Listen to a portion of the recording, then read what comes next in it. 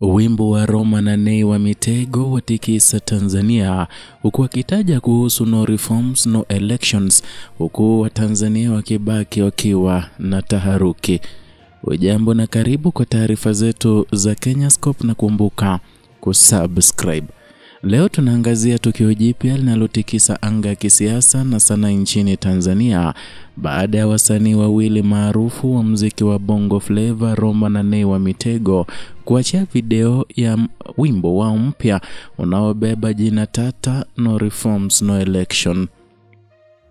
Wimbo unakuja wakati ambapo serikali iko kwenye harakati kali za kutafuta tena kudhibiti kauli zote zinazohusiana na mchakato wa kudai mabadiliko ya katiba.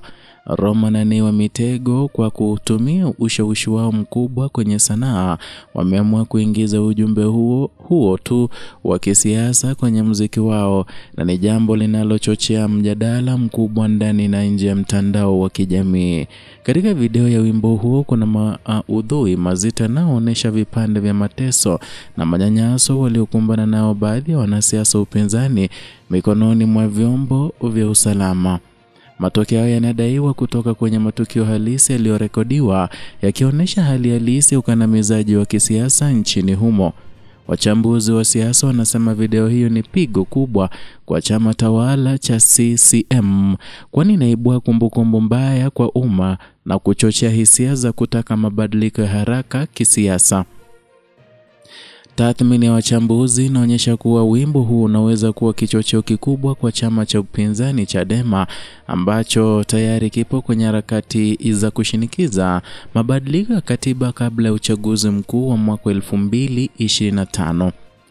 Na kwa mujibu wa wachambuzi hao, video hii inaweza kuongeza pressure kwa serikali na kupunguza mvutano wa chama tawala miongoni mwa wananchi, hasa vijana wanaotumia mitandao ya kijamii kufuatilia masuala ya taifa.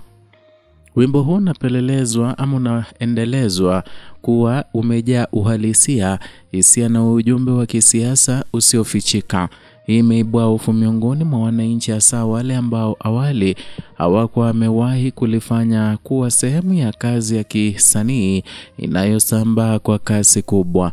Kwa upande mwingine, kuna wasiwasi kwamba Roma na Nay wa Mitego huenda wakakumbwa na matatizo ya kisheria kutokana na msimamo wao wa wazi kupitia muziki.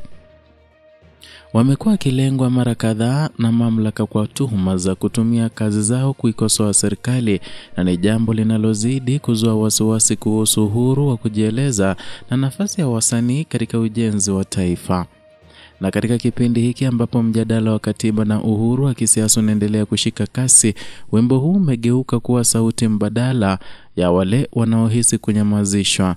Ingawa kuna uwezekano mkubwa wa video hiyo kufungiwa, tayari athari yake imekuwa kubwa na inaweza kuendelea kuwa kichocheo cha mabadiliko nchini. Endelea kufuatilia Kenyascope kwa taarifa makini na uchambuzi wa kina kuhusu siasa, haki na utamaduni wa Afrika Mashariki. Usisahau kusubscribe, kubonyeza alama ya kengele na kushiriki video hii kwa marafiki zako wote.